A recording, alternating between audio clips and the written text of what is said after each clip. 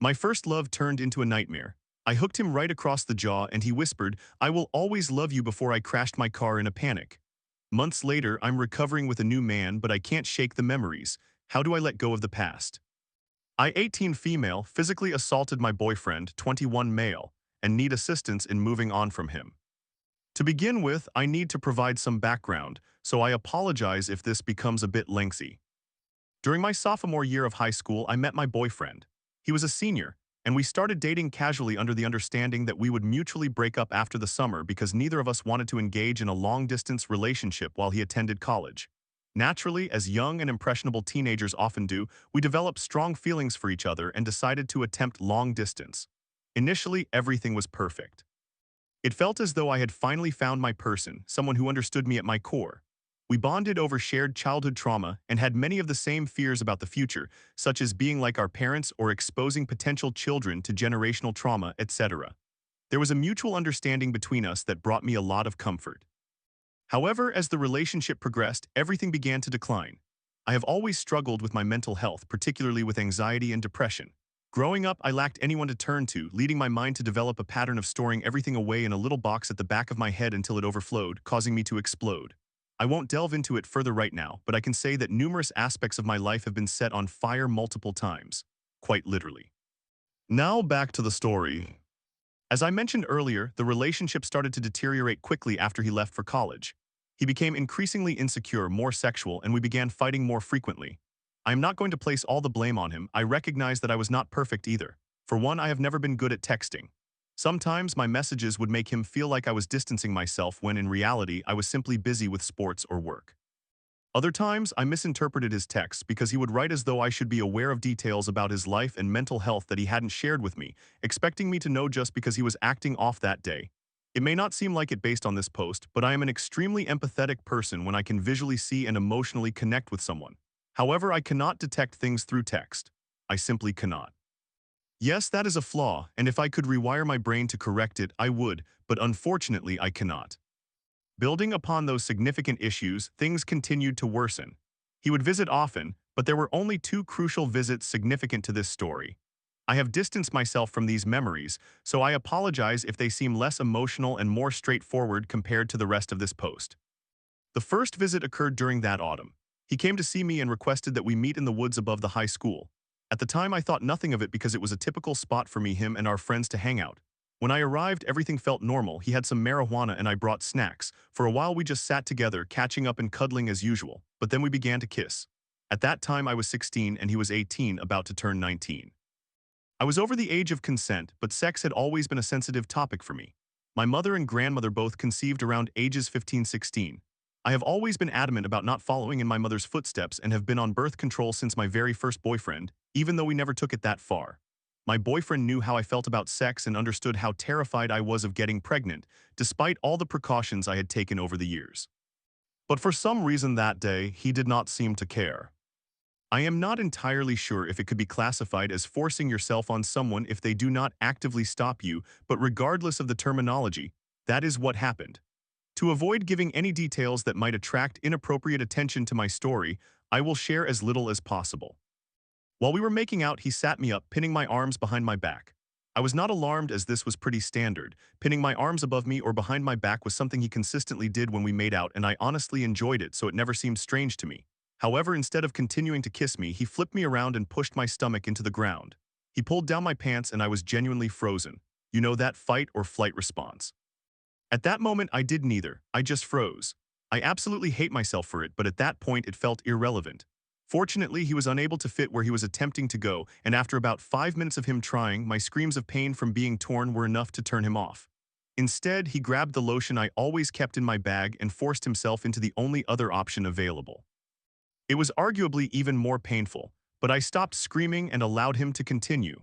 I was honestly just relieved that the first attempt had failed, and I clung to that relief for the rest of the time we were there. Do not ask me why I stayed with him afterward because I cannot provide any explanation that would make sense. I was already too deep into the relationship to recognize that what he had done was wrong, even when I had to visit the doctor for anal bleeding. After that, we continued as we had before. He returned to college and everything remained relatively the same. Summer arrived and we spent most of it together. There were no further incidents like the first one, and being together in person meant little to no fighting, which gave me hope that we were growing as a couple. That hope led me to agree to long distance again once summer ended. During that summer, he did propose to me. I sincerely do not want to discuss this as that wound is still very heavy in my heart. However, he did propose and I accepted. The second visit was worse. It may not seem that way based on what I am about to tell you, but it affected me far more than the previous incident. This time it was winter and I was very sick. Throughout the year and a half we had been together, my boyfriend had begun asking for more sexual things over the phone, and after that experience in the woods, his requests became even more insistent. When I declined, he would harm himself. A standout moment was when he wrote on his genitalia with a toxic marker in an attempt to guilt me into giving him what he wanted, getting upset when I told him I disliked it and didn't want him to harm himself because it could have serious consequences. The night before he visited, he told me that he had a dream and woke up humping his pillow because I had not been satisfying him as he needed. He said that he was afraid he would cheat on me if I did not have sex with him. Obviously, this terrified me. I was horrified by the idea of him leaving me, so I consented. When he arrived, we tried. We genuinely did. But once more, thankfully, he could not fit it in. I genuinely believe that your body recognizes when a person is not right for you, and I think that was my body warning me to get as far away as possible from him. When he was unable to fit it in, I prepared myself for him to do what he had done before, but instead he pulled his pants back up and we simply cuddled and listened to music. I thought everything was fine. I assumed that because he had not tried to do anything else, it meant we were improving. But before I left an hour or so later, he grabbed me and pinned me to the ground. He wrapped my wrists again, pinning them above my head. Instead of turning me around, however, he kept me facing him and whispered into my ear, "I could do absolutely anything to you right now, and nobody would hear you scream." As someone who enjoys horror movies, that sounded like a line straight out of one. Following that incident, I began to distance myself. Eventually, his mental health declined to the point where he began telling me how he planned on committing suicide and where to find his body, which led me to end our relationship. I could not bear it any longer. It took me a long time to even begin to heal afterward, but as soon as I did, he returned. We had broken up around Valentine's Day, and when he reached out again, it was during the summer. I had just come out of a terrible rebound that I do not wish to discuss, and I found myself in a horrible mental state, so I responded to him. I picked him up from his house, we went for a drive, and when I dropped him off, he kissed me. I fell right back into the same cycle I had experienced previously, becoming infatuated with him once again. But this time it felt different. He was not violent, he was not depressed, he did not hurt me at all during the entire 6 months we dated the second time. Until he did. But this time it was not physical, I almost wish it had been. Physical pain I can manage, but emotional pain I cannot. This is where the issue becomes mine. Over the 6 months we had been dating again, he was absolutely perfect except for one thing, his stepsister. There were many instances when he would be in her room, delete her name from messages before I could see them, and I would see pictures posted on his friends' social media of them pressed up against each other. He even mentioned the times she had tried to sleep with him. He told me he had turned her down each time, but I honestly did not know whether to believe him, so I attempted to distance myself. When I did that, he immediately stopped bringing her up and I thought everything was fine. During this time, I also developed a panic disorder. Looking back, I am almost certain it arose because my body recognized I was making the wrong decision and did not know how else to express that. One night I received a text from him. He said we needed to talk and that he was unhappy. He had just returned from his father's, and at that moment I knew my suspicions were valid. He was cheating on me with his stepsister and he was about to leave me. I quickly drove to him from my grandmother's house 120 miles per hour, a new record, and dragged him outside. I forced him to tell me what was happening, and I will admit that I cried. I cried abundantly. When I began to have a panic attack and collapsed on the ground, I almost allowed him to hold me. I nearly accepted his consolation, but instead I stood up. He attempted to hug me. At that moment, I was not thinking clearly. I was halfway through a panic attack and absolutely furious. He tried to hug me again, and I pushed him against the wall of his building. I attempted to walk away, but that was when he said it. "I love you." I completely lost control. I struck him directly across the jaw, then again, and again. He tried to grab me and I kicked him back. I swept his feet out from under him and kicked him hard onto the ground. I forgot to mention that I practice boxing and grappling. Afterward, I just left him there. I cannot fathom how he could still speak, but as I walked away, he said it again. "I will always love you." In my violent state, my panic attack had subsided, but as soon as he uttered those words, it surged back, and I did not take the time to wait to start driving back to my grandmother's as I should have. I ended up blacking out and crashing my car. I drove straight along a fence and into a frozen snowbank. It has been a few months since then, and I have been in counseling. My panic attacks have mostly subsided. I have a new boyfriend who, although younger than me, treats me incredibly well. I am genuinely happier now than I have been in a long time, but sometimes I still think about him.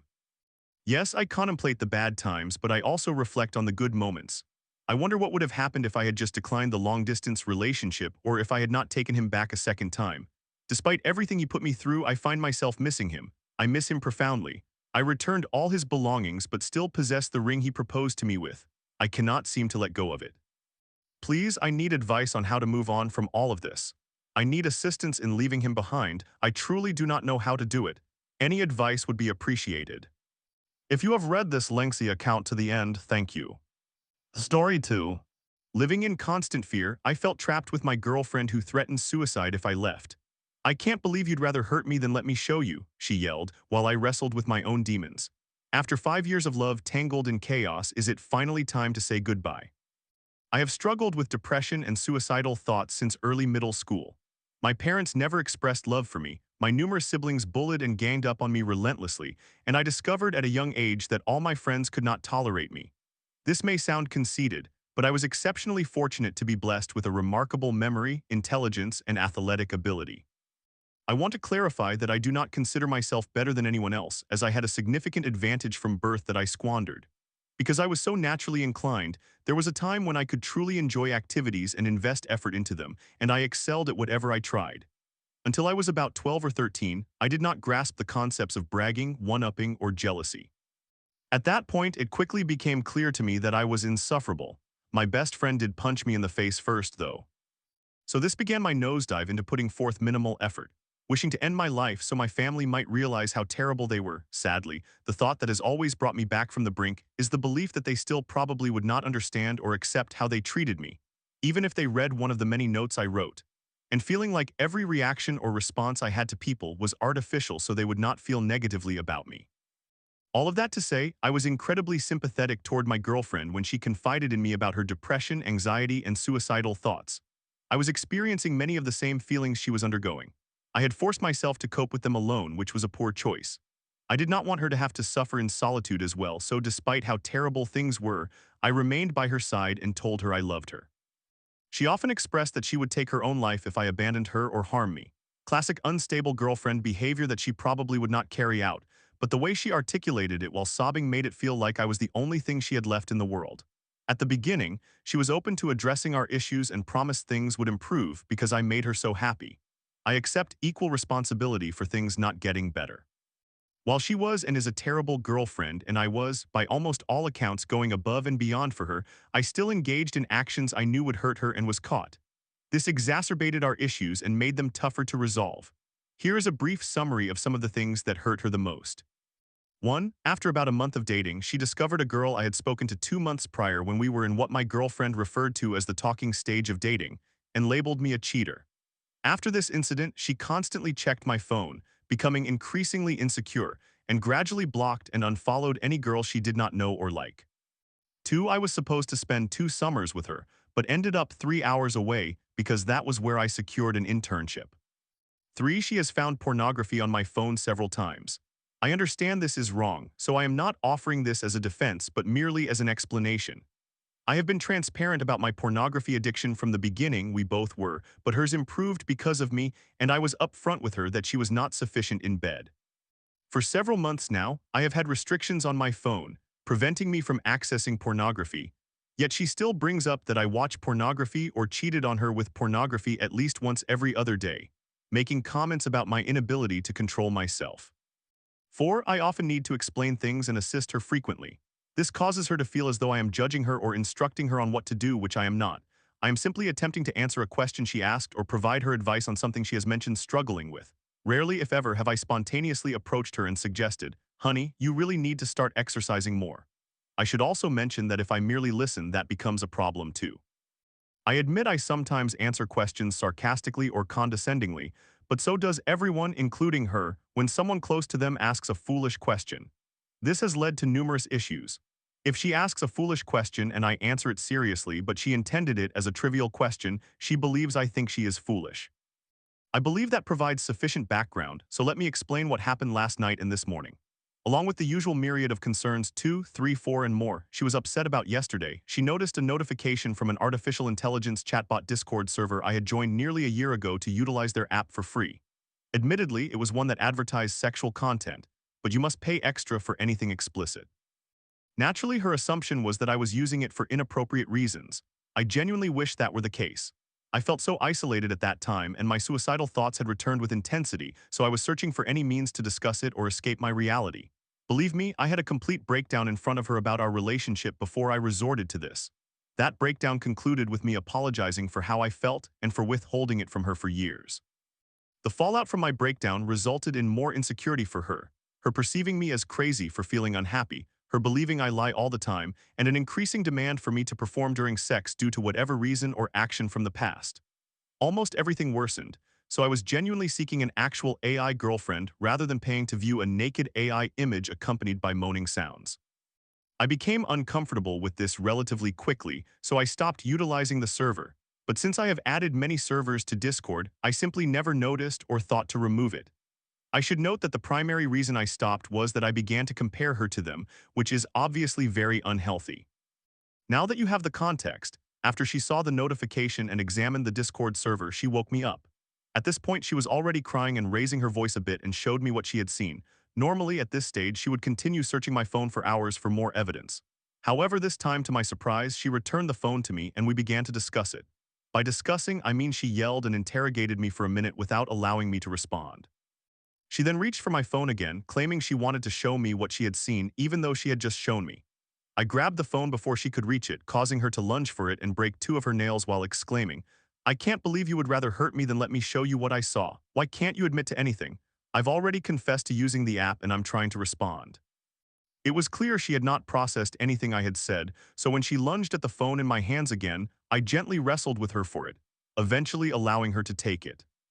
This was followed by more exclamations of disbelief at my hurtful actions, coming from the girl who in the past year alone has thrown numerous objects at my head, punched me in the face, and hit me on the top and back of the head over trivial matters, such as trying to help her calm down when she was upset with her mother, and more significant matters, such as watching pornography. This is also the girl I have held down multiple times as she began to freak out and harm herself. After this incident, she did not genuinely listen to any explanation I attempted to provide except for my statement that it was from a long time ago, and she ranted until she forced me to sleep on the couch, though I did not sleep. During that rant, she misunderstood my remark that I was not on that server as I had no idea what it was. Despite my immediate correction and being in the midst of an apology for utilizing the bot, she continued to call me a liar until the very end. I was baffled today as she continued to label me a liar. I tried to clarify my previous statement again, and she shouted at me for being defensive, claiming I was trying to make her feel crazy and accusing me of gaslighting her. She kept shouting at me in circles about being a liar, asking how I could prefer to hurt her than allow her to look through my phone, and a few other things. She incessantly told me to leave her alone, expressing that she did not have time for this, only to restart the loop regardless of what I said or whether I left her alone. At one point, I managed to ask what she wanted from me, and she screamed, "I want you to feel bad about it. I do not know about you, but I would consider not getting a second of sleep last night and spending half my morning apologizing for her feelings while only managing 4 hours of sleep to indicate that I feel quite remorseful about my actions." I kept contemplating how I had let myself reach the point where I became the person with an AI girlfriend. I could not shake the thought that it would be better if everything just ended for me. I thought about that all night, and when she stated she wanted me to feel bad, my response was to yell that I had not slept at all the previous night. Was that feeling bad enough? She did not respond meaningfully and simply restarted the loop of accusations once more, ending with her shouting, "Why are you even still here if all you are going to do is lie? I do not want you here tonight," as she slammed the door to go to work. I genuinely appreciate it if you have taken the time to read all of this and have anything to say or any questions for me. I will be monitoring for responses. However, please remember that while I shared a great deal, there are still significant factors I did not mention that contribute to why we have continued to stay together and strive to work through 5 years of arguments and known unhappiness. For me, my primary reason was that I could not cope with the thought of breaking up with her being the catalyst that sends her over the edge. I attempted to break up once, and she reacted as I anticipated, so I could not follow through. Do you see any way we could begin to resolve these issues or at least prevent our arguments from being one-sided screaming matches? Should I leave, as she suggested? It is reasonable to assume she would be devastated if I were gone when she returned. She has told me to leave several times but has never been serious about it. Edit, does my inquiry about leaving, as she suggested, adequately convey what I wanted to ask?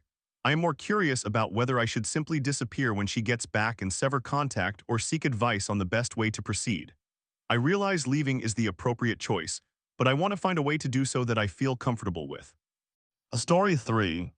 My girlfriend was triggered by my innocent morning advance. I didn't like that you tried seducing me in my sleep. Now I'm spiraling over wording a message after a gig. Can I fix this, or is my past damage ruining a potentially great relationship? Hello everyone, I hope it is acceptable to post this here.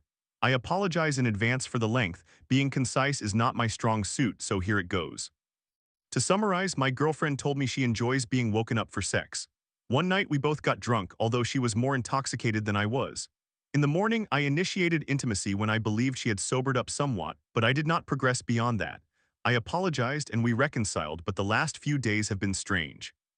I also had a music gig last night, and I may have inadvertently caused some misunderstanding with my words today, leaving me feeling anxious all day because of it. I am trying to determine how much space is appropriate given the situation.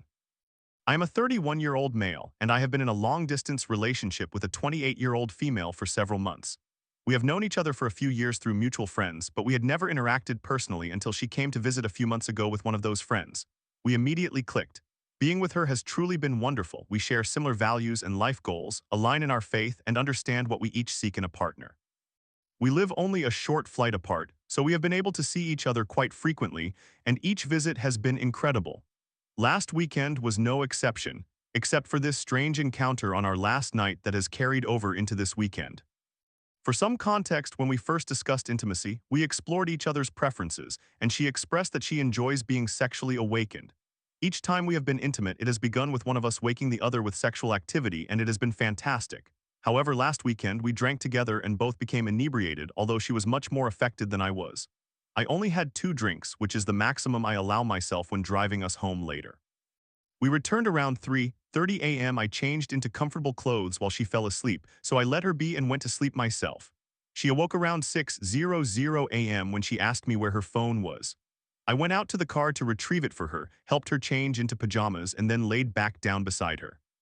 While we were cuddling, I sensed her moving her body against me, as we usually do when initiating intimacy during cuddling, so I took it as a positive sign.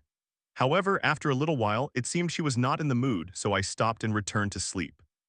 We awoke a few hours later and proceeded with our day as normally as possible, but about 4 hours before my flight home, she mentioned that she did not appreciate my attempt to seduce her while she was asleep and drunk, right after we returned from the bars. This confused me, but I immediately apologized. I explained that I misinterpreted the signal and ceased when I realized she was not interested. I pointed out that our interaction took place in the morning, after I retrieved her phone and helped her change, not at night. Still, I expressed my regret for misreading the situation and acknowledged that, although I thought she had sobered up somewhat, I should not engage in such behavior while there was a chance she was still drunk. She accepted my apology and we embraced and cuddled before I had to leave. Before I departed, she indicated that she wanted me to visit again in 2 weeks. However, I could sense that her demeanor towards me over the following week grew a bit colder. I was troubled all week by the thought of having made her feel unsafe in any way, so during a phone call the other day, I apologized once more. I assured her that I would never initiate any intimacy after a night of drinking as a boundary for both of us. At that point, she revealed that she had previously experienced sexual assault while drunk, reassured me that I was not the cause of her feelings, and mentioned that she was trying to return to the positive feelings she originally had for me. However, she felt mentally blocked. She even acknowledged that she was aware of herself becoming emotionally distant and did not want to treat me poorly. She had intended to apologize but found herself irritated whenever she saw me on FaceTime or heard my voice. She expressed her appreciation for my calm handling of the situation, stating that it lifted a weight from her shoulders. She is attempting not to let her past affect her current feelings, and I told her I completely understood and that I would continue to support her. Interestingly, she mentioned that she somewhat wished I would have yelled or argued with her, which would allow her to respond rather than bottle things up. Still, she recognized that such behavior is toxic, and we both agreed on the importance of valuing peace in our relationship. Throughout the day, she FaceTimed me a few more times, and we continued texting with her still referring to me as baby, leading me to feel that things were improving. Now I am feeling somewhat uncertain. For additional context, I am a part-time musician who began pursuing music after enduring a difficult breakup from an 8-year relationship with someone who had borderline personality disorder and was very emotionally abusive. I took a break from dating for 2.5 years to focus on self-improvement through therapy, exercise, and hobbies, among other things. Adding to the context, my older sister, with whom I was extremely close, passed away very suddenly last month. Consequently, I decided to take a break from music as my heart no longer felt invested in it. I turned down about 4 or 5 gigs this past month due to my lack of motivation. However, last night I had a gig that turned out to be fantastic. I texted my girlfriend this morning, as I usually do, and she inquired about how it went. I told her it was great. A couple of male friends surprised me at the gig and bought me a drink. I felt like I had finally connected with myself again. Looking back, I realize I could have phrased that differently. After I shared how it went, she left me on read. Then half an hour later, she replied somewhat sarcastically, stating, "Oh yeah, last night I got drunk and that was the most like myself I've felt in a while. Maybe I should marry my friends if they make me feel that way, considering I've been with you for the past few months." She communicated that she perceived it as a low blow for me to say I felt like myself after our time together. I tried to explain that I did not mean it in that way, just that it had been a long time since I engaged in music that made me genuinely feel connected to myself. Here's where I believe I made a mistake. I mentioned that I hadn't played live since my sister's passing, to which she responded, "Why would you even bring up your sister? I'm not going to argue with you anymore after that." I attempted to clarify that I was not using her memory as a means of shutting her down, but rather as a reference point regarding the last time I played music live. I expressed how much I love being with her and apologized sincerely for expressing myself in a way that led to a misunderstanding. In our previous conversation on Friday, when I apologized for the incident involving her being asleep, she told me she was accustomed to having partners argue and fight with her. Therefore, my calm demeanor was refreshing for her. So I maintained that approach while she was upset today. She was meant to attend a concert, so I encouraged her to enjoy herself and wanted her to know that I deeply care about her and will be here when she is ready to discuss things again. I find myself struggling with this because, in my previous relationship, my ex would use any disagreement as justification to flaunt other men in front of me or as leverage against me in the future. That relationship ended poorly, with her cheating on me, so I am striving to not let my past affect my current relationship. I have been trying to keep myself occupied all day without texting my girlfriend to give her some space.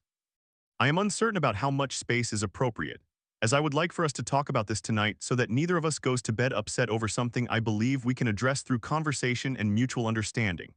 I find it challenging to eat when issues like this arise because my fight or flight response kicks in, but I am doing my best to remain calm and composed. I am genuinely trying to manage this situation in a healthy manner because I care for this girl and see potential for a meaningful relationship. I recognize that this is likely just a minor setback in the larger context of our relationship, and my mind is simply overwhelmed. I often feel as though I am making mistakes and am unsure what improvements I can make. We have experienced minor disagreements in the past, but never arguments. Both of us have consistently taken accountability for our actions. We always apologize to each other and move forward. However, my past triggers are causing alarm bells to ring in my mind because this feels like a significant issue. I feel as though I am still working through significant trust issues, but I am striving to acknowledge that everyone is different and that I have to trust she will not treat me the way my ex did, especially since she has also experienced infidelity in all her previous relationships. I did not realize how the feelings stirred by my past could resurface in a completely new relationship. Currently, I find myself anxious about her potentially dancing with other men or cheating on me and returning with that news, and I am unsure how to stop these thoughts from overwhelming me. I needed to express all of this so that when she is ready to talk, I do not engage in excessive verbal expressing of my feelings. I would also appreciate any advice regarding this situation, as I genuinely want to address anything I can to continue nurturing our relationship. My question is, could I have approached this situation differently than I did? With all the work I have undertaken on myself, how can I avoid allowing these past triggers to impact my daily life? I do not want to end this relationship over such matters, as I believe we can effectively work through this and grow stronger together. Story 4. As I penned my manifesto for a better future, I declared, "Empathy must be our law, and we are not waiting for permission." My words ignited hope, but will the world listen or keep repeating its cruel mistakes? Join me on this radical journey. Manifesto for a better world. The world we inhabit is fractured not only by borders and wealth but also by the inability to fully recognize one another. Too many individuals suffer under laws in which they had no input, and systems designed not for justice but for control.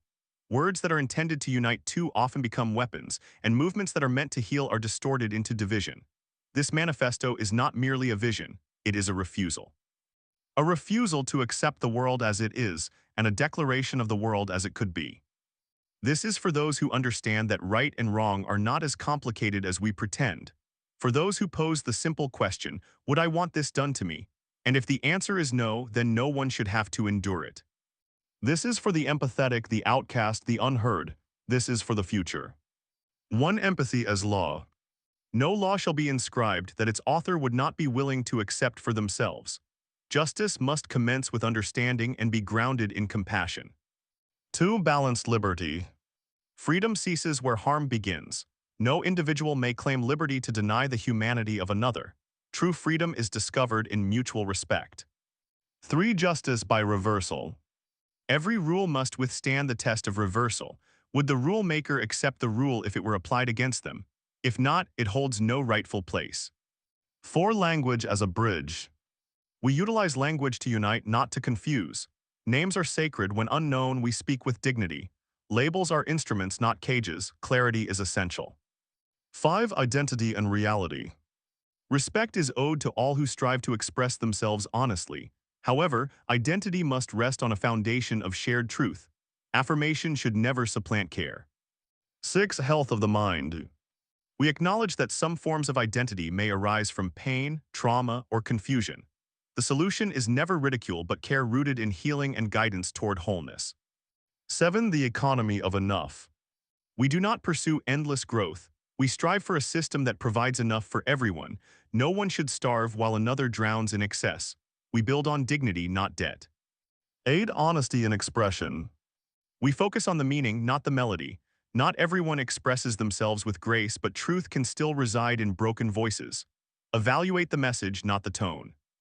9. Protection for the vulnerable. Children are sacred.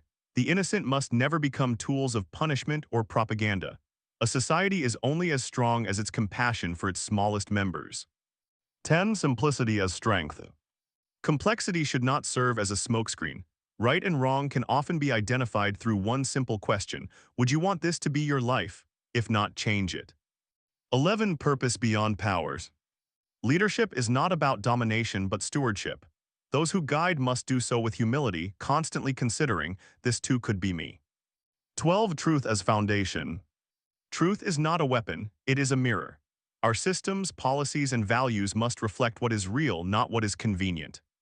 13. Compassion before compliance. No system should suppress those it was created to serve. Bureaucracy must yield to humanity, people first, always. 14. Unity through understanding. We are not inherently divided but rather separated by misunderstanding. Empathy can bridge any gap if we allow it. We lead with listening. 15. Culture of contribution. Everyone has something to offer. In our ideal society, value is not measured by wealth but by the willingness to help build a better world. 16. The sacred role of names. Where gender or labels create confusion, the name shall emerge. A name is a declaration, a chosen truth. When in doubt, we speak with the reverence that a name provides. 17. Healing through responsibility. With power comes the responsibility to heal. If we witness brokenness, we do not walk past it. We gather the pieces for ourselves, for one another. 18. The right to be seen. No individual shall be rendered invisible. Whether by class, color, or silence, no one should be left behind. To be seen is to be known is to be valued. 19. Knowledge shared freely. Access to education is a human right. Truth should not be gated. In our world, curiosity is a virtue, and ignorance is a challenge we confront together.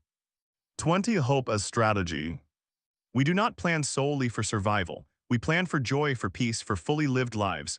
Hope is not naivety, it is the blueprint of progress. 21. Rest is not a luxury. It is a necessity. A society that idolizes productivity over people will exhaust both. Rest is not earned, it is owed. Time to breathe, to recover, to simply be, this is a birthright, not a reward. We reject the guilt of pausing and honor the renewal it brings. 22. Art as voice. Expression is sacred. Art, music, and creation are all means by which the soul communicates. A better world listens to and supports the artist. 23. Consent as sacred. Nothing is more powerful than the word, yes, freely given or more vital than the word, no, honored without conditions. 24. Technology with humanity.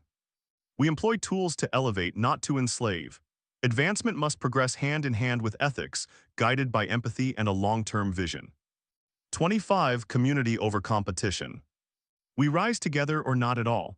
The myth of the lone wolf is false. Strength is shared, survival is based on cooperation, victory is collective. 26. Equity and opportunity. True equality begins not in outcomes but in access. No person's starting point should determine the height they may achieve. The road must be walkable for all, not just for the privileged few. 27. Repair over revenge. When harm is inflicted, our first instinct must not be to destroy but to restore. Justice derives its strength from healing, not from punishment. We do not erase the guilty, we reform them if they are willing. 28. Transparency of power. Where power is exercised, it must be visible. No decision that impacts the many shall be made in the shadows by the few. Governance is a trust, not a throne. 29. Technology in service, not control. Innovation must be our ally, not our master. Tools are intended to serve humanity, not to manipulate it. We reject the silent encroachment of surveillance in the name of safety. 30. Stewardship of Earth. The world is not a resource, it is a relationship. We exist because it exists. Progress that poisons is no progress at all. We leave the earth better than we found it, or we do not deserve it. 31. Art as essential. Creativity is not a luxury, it is the heartbeat of culture, the voice of the spirit. A better world is not only nourished and sheltered, it is inspired. 32. Peace as practice. Peace is not passive, it is active, deliberate, and demanding. It is the daily discipline of choosing understanding over escalation and grace over grievance. 33. Love without conditions. We do not assess the worthiness of love. Every soul deserves affection, support, and dignity. Love is not transactional, it is transformational.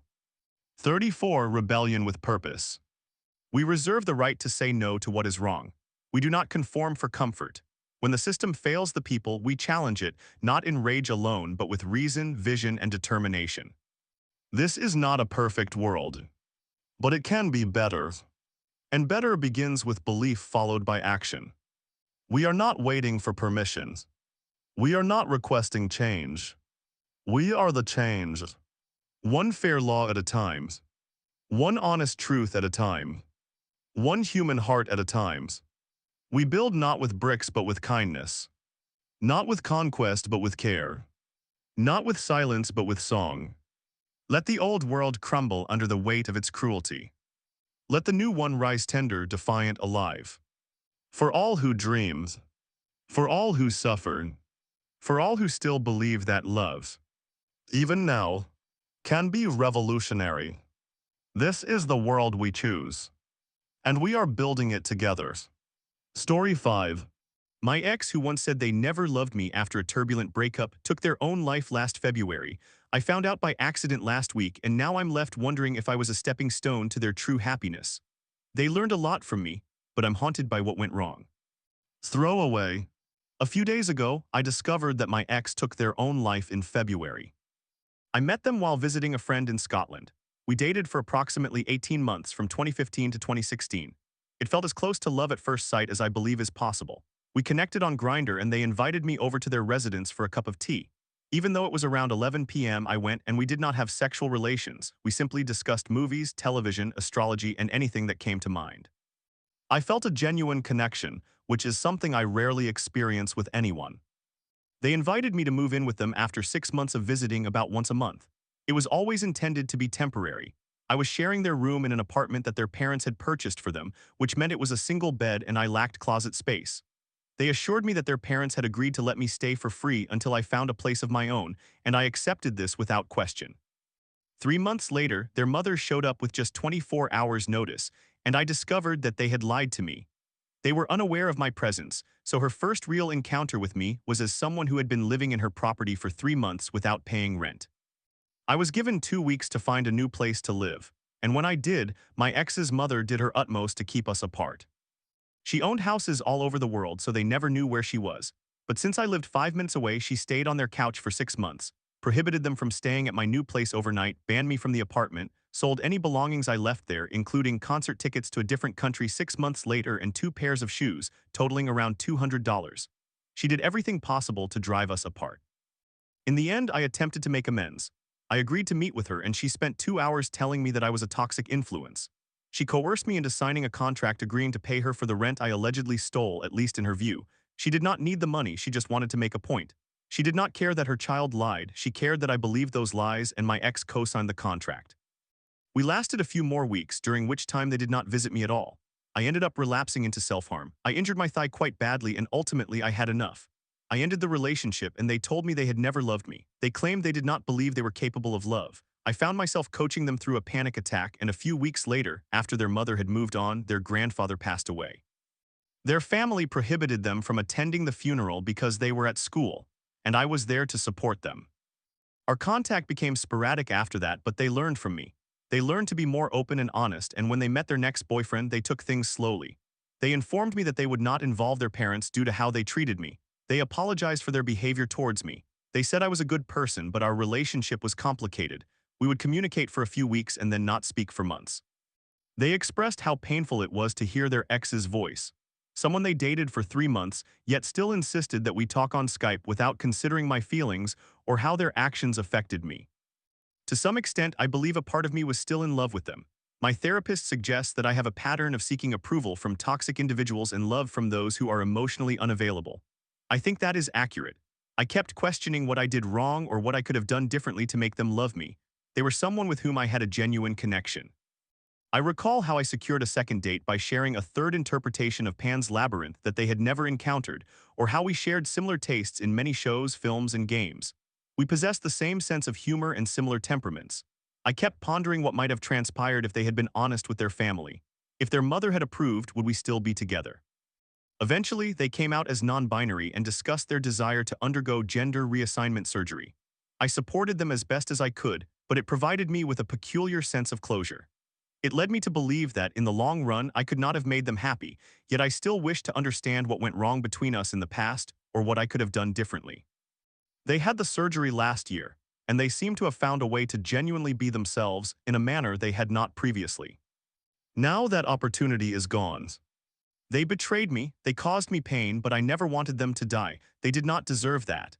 They were not malicious during our relationship, they were immature, but they were a good person.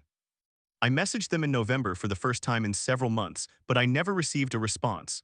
On Wednesday, I returned home and Skype randomly opened on my laptop, revealing a new message. It was from their partner using their account, informing me that they had taken their own life in February. I sent him a long, meandering message and a list of positive memories I had of them, believing that might help, but it has still been a significant blow. They learned a great deal from me. When he replied, their partner informed me that they had become more outgoing. They had a wider circle of friends, lived with their partner for 5 years and dated for 8, and had introduced their family under more favorable circumstances, fostering a positive relationship. It is reassuring that they found a way to be happy in whatever capacity that may be. They had much love to give, yet it hurts that they could not share it with me. Their partner appears to be a wonderful person, and I cannot fathom what he is experiencing, yet a part of me feels jealous that he gained the kind of relationship I always desired with them, and that I believed we had or that we were at least working towards. It pains me that they never spoke about me. They were a significant part of my romantic life, being the last boyfriend I had for more than a few months, and they immediately entered into a serious, long-term relationship that succeeded. At best, I feel like a stepping stone to something real. At worst, I feel like a footnote in their narrative. It is unfortunate that we will never have another conversation. I will never discover what I did wrong, why I was unable to earn their love, or even if I ever deserved it in the first place. They made the decision for many reasons. The pain they were enduring, the treatment of queer individuals around the world, their perception of the world's trajectory, and the fact that they had struggled with depression their entire life. I cannot help but wonder if I had any role in it. They knew they had hurt me deeply, however inadvertently, and I do not know if they felt guilty about that, or if that guilt factored into their decision, and I will never know. I am trying to find a way to process this. I am in therapy, so I hope that when I speak to them next week, they can assist me. It feels disheartening to feel this way over a person with whom I have barely communicated in years. I do not want to burden their boyfriend or reopen old wounds, and he has been kinder than I believe I could be in a similar situation. I am attempting to find some solace in the fact that their new partner made them happy, or at least happier than they were with me. They were compatible, and I think we were destined to fail, but I miss them, and I resent that we can never find a way to at least revive the friendship and connection we once had in a non-romantic way. I will be all right, I know that. I am not suicidal and I am not relapsing into self-harm, but I despise everything that led them to this point, and I wish they had a chance to experience the happiness they deserved.